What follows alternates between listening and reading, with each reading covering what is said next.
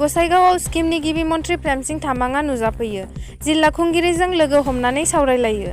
आसामनि गिबि मन्थ्रि डक्टर हिमन्त बिश्व शर्माजों जानो गोनां सावरायलायनायाव नुजाहैनो रावना होगासिनो स्किमनि गिबि मन्थ्रि प्रेमसिं तामाङ। दिनै गसाइगावआव स्किमनि गिबि मन्थ्रि प्रेमसिं तामाङा नुजाफैबाय।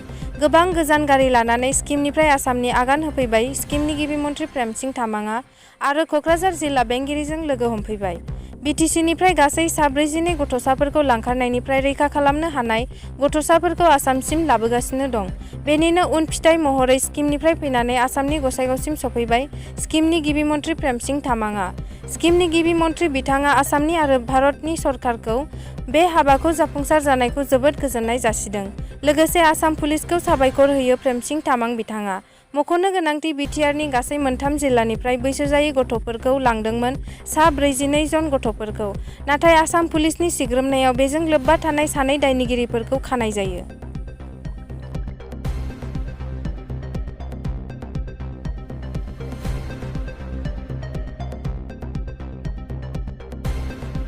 तो आप सब लोग को मैं सिक्किम और सिक्किम जनता की तरफ से और मेरा व्यक्तिगत तरफ से मैं धन्यवाद देना चाहता हूँ कि आपका राज्य में आ गए। मैं आसाम राज्य में हूँ।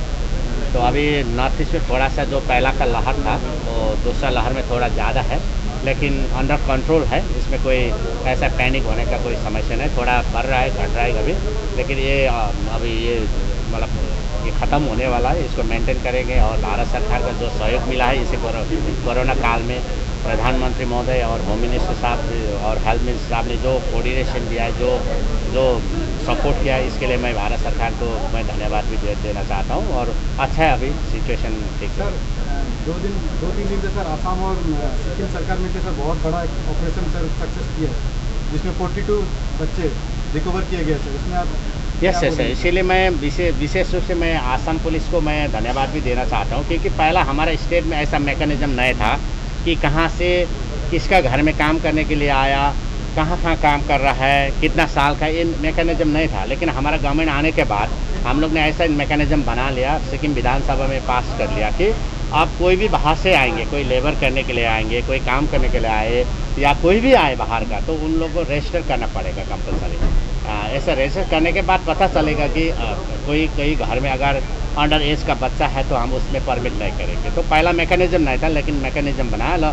और जब आया था आसाम पुलिस, मेरे भी खबर मिला तो मैंने तुरंत डीजीपी को मैंने बोल दिया कि पूरा कोऑपरेट करो, कि जितना भी बच्चा है जो भी अंडर एज का है और इसको पूरा वापस करना है। तो हम लोग गवर्नमेंट की तरफ से पूरा सहयोग दिया है और 42 बच्चे अभी अपना जगह में, अपने स्थान में आए हैं, अपना मतलब जगह में आए। इसके लिए मैं आसाम पुलिस को मैं बधाई देना चाहता हूँ।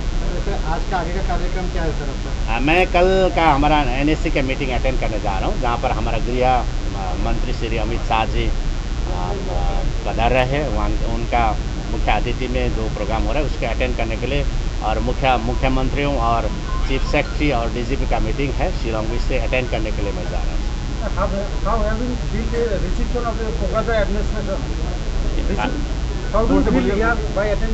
Very nice.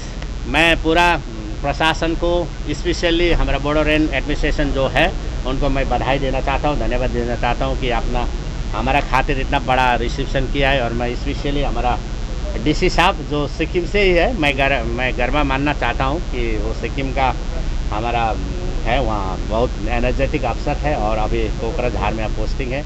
मैं उनको भी और उनका सारे टीम को मैं बधाई